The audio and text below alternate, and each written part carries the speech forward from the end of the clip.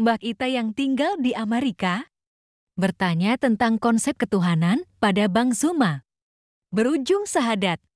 Silakan disimak. Silakan Nina Adon, ada yang mau disampaikan mungkin?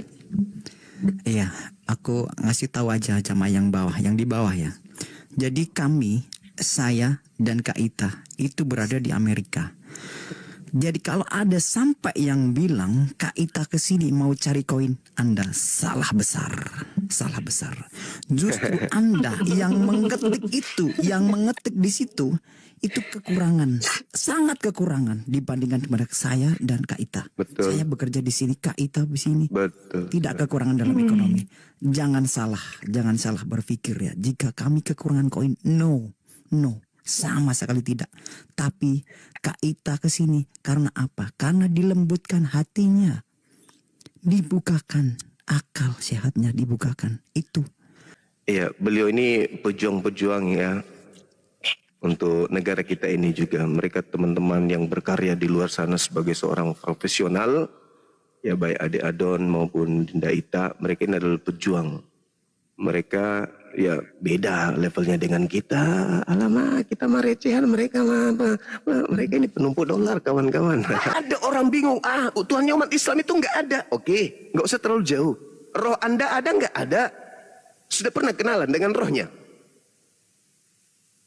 Gak pernah loh. Satu detik pun kalian tidak pernah pisah dengan roh. Tapi kenapa kalian tidak kenalan sama rohnya? Nah itulah Tuhan. Allah menitipkan kemudian dirinya untuk diketahui melalui dua serpihan cahaya. Pertama adalah akal. Yang kedua adalah ruh.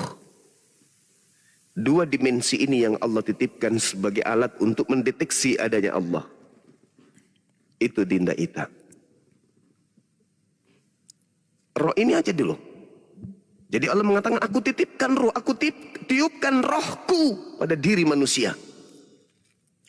Roh kita ini loh, yang kita ajak bercanda, kita pakai makan, kita pakai tidur, kita pakai gaya-gayaan, kita pakai berpenampilan. Tapi kita sendiri tidak tahu roh itu apa, kita itu apa, yang berbicara ini apa, suara yang keluar dari mulut ini apa.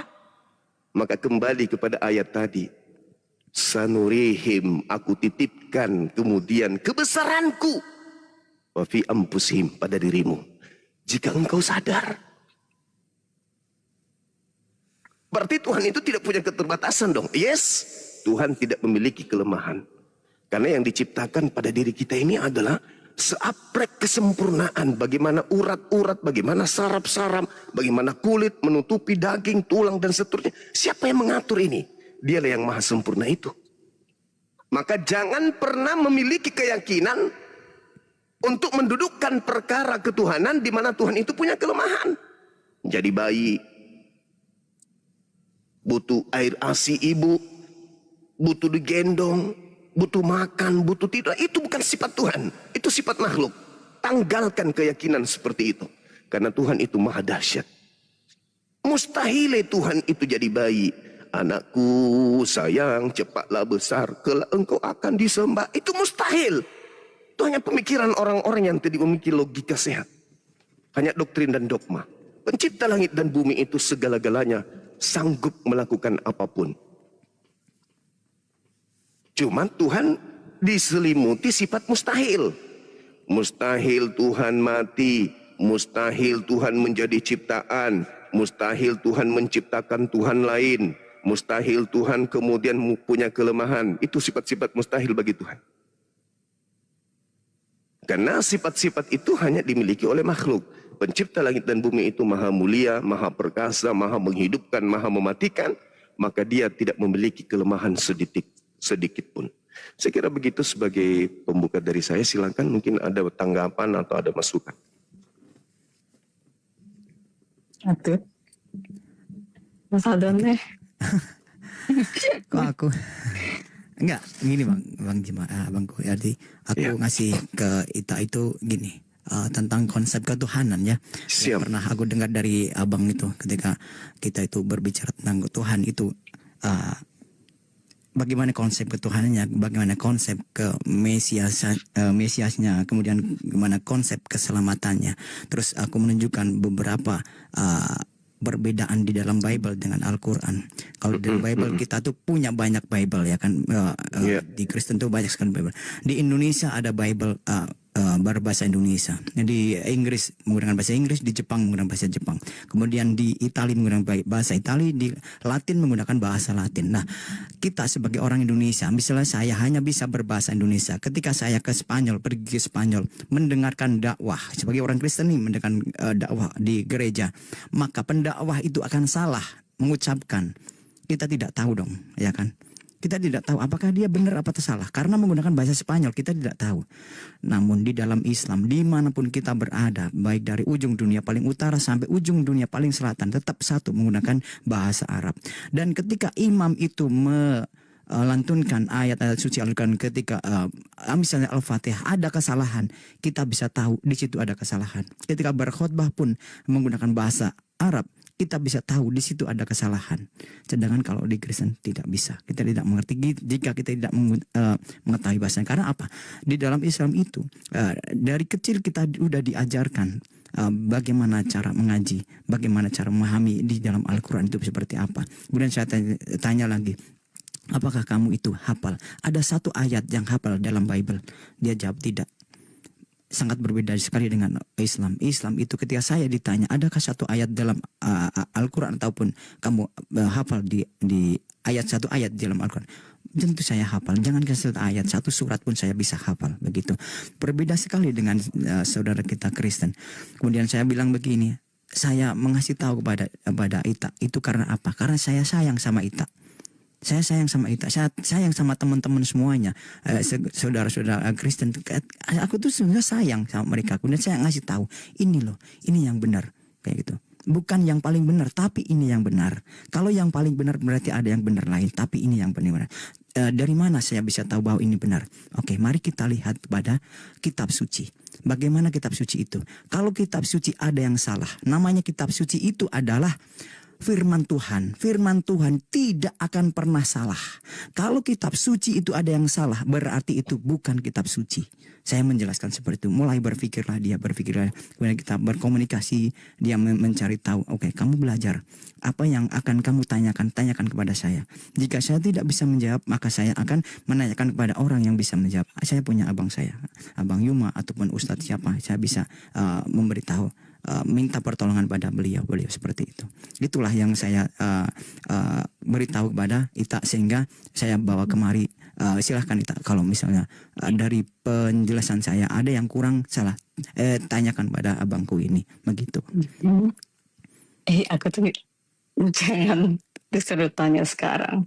Saya nggak bisa jawab. Mungkin nanti ya. Iya. Ya, Masya Allah. Jadi sederhananya dalam Islam itu ya, dalam berbicara mengenai konsep Tuhan, diterangkan di dalam Al-Quran surah Al-Ikhlas, Qul huwallahu ahad. Ajarkan kepada seluruh manusia, wahai Nabi Muhammad, untuk berkata, Tuhan itu satu. Qul huwallahu ahad. Tuhan itu satu, tidak mungkin dua, apalagi tiga, apalagi lebih. Wajib mutlak, absolut tunggal. Entitas yang tidak berbagi, tidak bisa berbilang. Tuhan itu nggak bisa dibagi dua, Tuhan itu nggak bisa dibagi tiga. Tuhan itu mutlak, absolut, satu. Itu dalam Islam. Tuhan itu satu. Nggak ada bersekutu.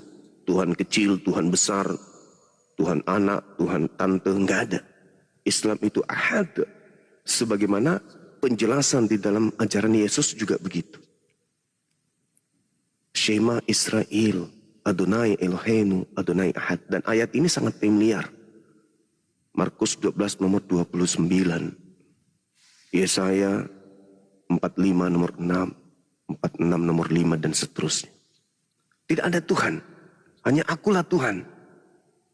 Innani anallah la ilaha illa ana. Berarti cuma satu Tuhan. Kita nggak bisa kemudian Tuhan yang mana nih? Oh, Tuhan yang turun. Enggak, oh Tuhan yang berupa ini. Enggak, di Islam cuman ahad. Qul huwallahu ahad. Shema Israel, Adonai Eloheinu, Adonai ahad. Wajib ahad. Itu satu. Tuhan yang satu ini tempat bergantungnya segala sesuatu. Kalau ada sembahan yang masih bergantung kepada yang lain, gugur. Demi akal, demi hukum kebenaran. Ada Tuhan berdoa kepada Tuhan yang lebih senior, gugur. Allahus Samad, Allah tempatnya bergantung segala sesuatu. Termasuk Tuhan-Tuhanan yang disembah oleh orang-orang paganisme. Tuhan-Tuhan mereka masih butuh Tuhan yang satu tersebut. Jadi kalau Mbak Ita berdoa nih, cara gini akan berdoa. Ya, misalnya nih saya contohkan. Wahai Tuhanku, misalnya disebutlah nama Tuhannya bla bla bla bla. Berikan aku kesehatan. Tuhan yang disebutkan itu mendengar enggak? Enggak. Lalu yang mendengarkan siapa? Ahad. Hambaku yang tidak menyembahku sedang meminta kepada Tuhannya. Maka aku Ar-Rahman Ar-Rahim yang maha pengasih memberikan. Meskipun dia mintanya kepada yang lain, bukan kepadaku. Tetapi aku punya kewajiban sebagai Tuhan yang maha Rahman untuk memberikan apa yang dia butuhkan. Sampai Islam itu datang menggeliti orang tersebut. Hei, kapan kamu bisa sadar? Yang kau minta itu tidak maha mendengarkan. Yang memenuhi kebutuhanmu itu adalah dia yang ahad. Kalau Tuhan pilih kasih, oh ini tidak menyembahku. Aku kasih dia penyakit, aku kasih dia miskin, aku kasih dia kemudian oksigen sedikit, rezeki yang sedikit. Kalau itu terjadi, Mbak, berarti agama yang benar-benar Tuhannya adalah Tuhan yang benar, akan nampak kaya, akan nampak sehat, akan nampak hebat di dunia ini. Maka orang yang miskin akan meninggalkan semua Tuhannya, menuju kepada Tuhan orang-orang yang kaya. Kalau kehidupan kebenaran ketuhanan itu dilihat dari segi harta. Orang Kristen kaya-kaya semua. Berarti doanya diterima oleh Tuhannya, pindah yuk. Enggak. Tuhan tidak seperti itu.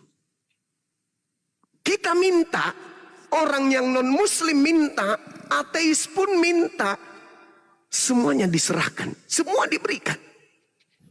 Makanya dikatakan waqulil haqqu mir rabbikum. Semua kebenaran telah aku berikan ya. Kamu silakan berpikir, mau beriman kepadaku silakan, mau kufur kepadaku juga silakan. Aku akan senantiasa memenuhi seluruh kebutuhanmu. Itu. Jadi Allahus Samad, lam yalid walam yulad. Itu dalam Al-Quran. Jadi Tuhan yang benar itu tidak bersilsilah, tidak beranak, tidak diperanakan. Itu Tuhan yang betul. Ahad dia. Jadi tidak ada istilah anak Tuhan, bapak Tuhan, ibu Tuhan, sepupu Tuhan, opungnya Tuhan, tulangnya Tuhan. Nggak ada istilah di Islam seperti itu. Karena dia ahad. Maka dia tidak beranak dan tidak diperanakkan. Sama seperti di dalam bilangan 23 nomor 19, Tuhan bukan manusia dan bukan anak manusia. Lam yalid walam yulad. Walam yakul lahu kufuwan ahad. Dan bagi Tuhan tidak ada yang setara. Semua ciptaan, mau dia setan, mau dia malaikat, mau apapun itu, di luar Tuhan adalah ciptaan Tuhan. Tidak ada yang setara dengan Tuhan. Itu konsep bertuhan dalam Islam. Itu yang pertama. Kemudian Tuhan yang kepadanya segala sesuatu tergantung. Kesehatan, apapun yang kita butuhkan, rezeki, semua tergantung pada dia. Itu menurunkan sebuah kitab sebagai ketetapan hukum-hukum. Al-Quran diwahyukan dengan pondasi inna nahnu nazzalna dzikra wa inna lahu lahafizun. Aku yang mewahyukan, aku juga yang menjaga Quran itu. Maka Quran tidak boleh ada celah. Kenapa Al-Quran tidak boleh ada celah? Karena Tuhan menjamin. Kami yang mewahyukan, kami yang menjaga. Aku yang memberikan firman, aku yang menjaga. Maka harus implementasi dari ayat tersebut terbukti. Bagaimana dengan Al-Quran? 1400 tahun silam sampai detik ini tidak ada perubahan. Iqra bismi rabbikal ladzi khalaqa. Terlontar dari lisan Nabi Muhammad sampai kepada sahabatnya. Iqra bismi rabbikal ladzi khalaqa. Sampai pada detik ini tidak pernah berubah. Kemanapun kita pergi, betul yang disampaikan oleh adik saya Adon. Kenapa bisa seperti itu? Karena Allah itu adil. Itu tadi, wa qulil haqqu mir rabbikum. Kebenaran telah aku sampaikan dan kebenaranku itu tidak akan pernah dirubah oleh siapapun. kebenaran itu harus sampai di hadapanmu. Baru setelah sampai di hadapanmu, kamu tolak, boleh. Kamu terima, boleh. Tapi ingat, ada konsekuensi dari itu semua. Jadi, seluruh manusia setelah Nabi Muhammad punya hak untuk selamat. Maka dia punya hak mendengarkan Al-Quran. Al-Quran tidak boleh dirubah. Karena seluruh manusia punya hak untuk mendengarkan Al-Quran ini. Karena kelak akan dimintai pertanggungjawaban. Apakah telah sampai Al-Quran kepadamu? Kalau sampai, kenapa kamu tidak beriman? Nah, makanya Al-Quran dimanapun itu tidak boleh berubah. Sekuat apapun sebuah negara, kebenciannya terhadap Islam, ketika Quran masuk, mereka tidak punya daya untuk merubah Quran. Orang menggaungkan kebencian, tapi mereka tak sanggup mencari celah di dalam Al-Quran. Bahkan sekedar untuk merubah Al-Quran satu huruf pun mereka tak sanggup. Bahkan untuk sekedar mengganti terjemahan, menghilangkan original teks pun tidak sanggup. Itu satu bukti kebenaran bahwa Al-Quran itu adalah firman Allah. Contoh nih, kalau Dinda Adon berbicara atau membaca ayat suci Quran, saya pasti tahu. Saya bukan penghafal 30 juz. Tapi kalau beliau membaca Quran, saya tahu letak kesalahannya. Jangankan salah huruf, mat, cara bacanya, huruf-huruf, dan tanda baca, matnya saja, kalau dia keliru, saya paham, saya ngerti, dan saya pasti tegur. Itulah hebatnya Quran. Jadi nggak bisa salah. Ketika saya ke Jepang, saya nggak ngerti bahasa Jepang. Nggak ngerti saya. Tapi imam kemudian berdiri di depan. Allahu Akbar. Alhamdulillahi Rabbil Alamin. Saya sebagai orang Indonesia masuk ke masjidnya orang Jepang tetap khusyuk. Kenapa? Dia sedang membacakan Al-Quran surah Al-Fatihah. Segala puji bagi Allah Tuhan semesta alam. Orang Jepang masuk ke Indonesia, saya jadi imam. Dia juga merasakan kekhususan yang sama. Allahu Akbar. Alhamdulillahi Rabbil Alamin. Ar-Rahmanir Rahim. Orang Jepang masuk ke Indonesia, masuk ke masjid, sama. Bacaannya tetap memuji kepada Allah yang menjaga kalimat-kalimat sucinya tadi. Itu keistimewaan. Karena Al-Quran satu-satunya mukjizat yang masih ada di tengah-tengah kita ini. Kalau di Nabi Musa belah lautan, bisa kita lihat buktinya? Bisa kita rasakan? Enggak. Nabi Isa membangkitkan orang mati, bisa kita rasakan? Enggak. Orang lumpuh berjalan, bisa kita lihat?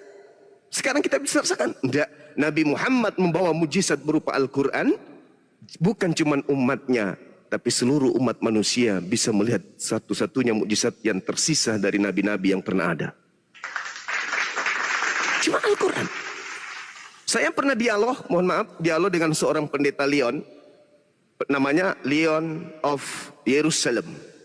Baru-baru ini. Saya tanya, Pak Pendeta, apakah firman Tuhan itu bisa direvisi oleh manusia? Nggak bisa. Apakah firman Tuhan itu bisa dikoreksi oleh manusia? Nggak bisa. Berarti firman Tuhan tidak boleh dikoreksi. Firman Tuhan tidak boleh direvisi. Ya, tidak boleh. Lalu saya katakan begini, Dek. Berarti kitabnya orang Kristen di Indonesia bukan firman Tuhan. Loh, kenapa bisa? Karena selalu dikoreksi, karena selalu direvisi. Akhirnya dia bingung sendiri. Mau jawab apa? Tadi di awal saya sudah pegang, saya sudah ikat jawabannya. Firman Tuhan tidak bisa dikoreksi, firman Tuhan tidak bisa direvisi. Berarti yang ada di Indonesia bukan firman Tuhan, karena selalu direvisi, terjemahan lama, terjemahan baru, diperbaiki lagi, TB1 dan seterusnya, TB2 dan diperbaiki. Artinya kalau firman Tuhan itu bisa dikoreksi, berarti yang mengoreksi ini lebih pantas, lebih Tuhan daripada Tuhan.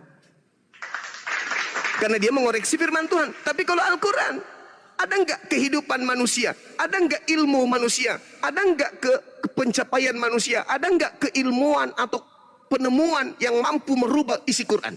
Tidak ada. Al-Quran selalu dinamis, mengikuti perkembangan zaman. Secanggih apapun kehidupan manusia, Al-Quran selalu mewarnai. Itulah bukti bahwa Al-Quran adalah wahyu dari Allah. Maka mujizat yang datang kepada Nabi Muhammad bukan membangkitkan orang mati, bukan membelah laut, tetapi ilmu pengetahuan. Satu hari, besok, lusa, tahun depan, ilmuwan menemukan satu ilmu, begitu diuraikan ilmunya ternyata 1400 tahun silam sudah tertuang dalam Al-Quran. Itulah hebatnya Quran. Contoh nih, contoh yang baru-baru ditemukan sidik jari. Bagaimana sidik jari di setiap manusia itu berbeda-beda. Rupa-rupanya Al-Quran lebih dulu menemukan 1400 tahun silam. Itu. Nah inilah salah satu mukjizat, inilah salah satu keutamaan yang kami sampaikan kepada saudari saya, karena tidak mungkin Mbak, tidak mungkin nih sebuah kitab disebut firman Tuhan yang maha mengetahui kalau kitab itu bertentangan dengan kehidupan kita. Nggak mungkin. Kan memberikan kita akal sebagai kendaraan untuk melumpuhkan dunia. Akal. Tuhan sudah menciptakan akal, lalu kemudian menciptakan buku panduan, sebuah kitab suci yang harus selaras dengan akal. Tidak mungkin akal mengatakan 1 tambah 1 sama 1 sama dengan 1, sementara kitab suci mengatakan ada 3 yang bersaksi di surga. Berarti antara kitab yang kita punya dengan akal ini tidak sinkron. Sedangkan ahli yang menciptakan kemudian harus sinkron antara mobil yang dibuatnya dengan buku panduan yang ada kemudian. Begitu juga kitab suci. Kitab suci harus selaras dengan akal manusia. Kalau ada sebuah kitab yang dianggap suci tapi tidak selaras dengan akal manusia, percayalah, itu kitab bukan dari pencipta langit bumi yang maha mengetahui, tapi dari hasil revisi sesuai dengan selera pemesan. Saya kira begitu dari saya. Silakan. Ayo tak. Aku nggak bisa ngomong. Iya. Masanya ini di depan umum. Ya nggak apa-apa. Nanti gampang ngobrol sama saya lagi. Ya. Tapi kira-kira sudah ada gambaran tentang apa penjelasan yang saya pernah jelaskan ke Ita. Sekarang sama Bang Juma sama kan, hampir sama gitu kan. Apa yang aku jelaskan gitu.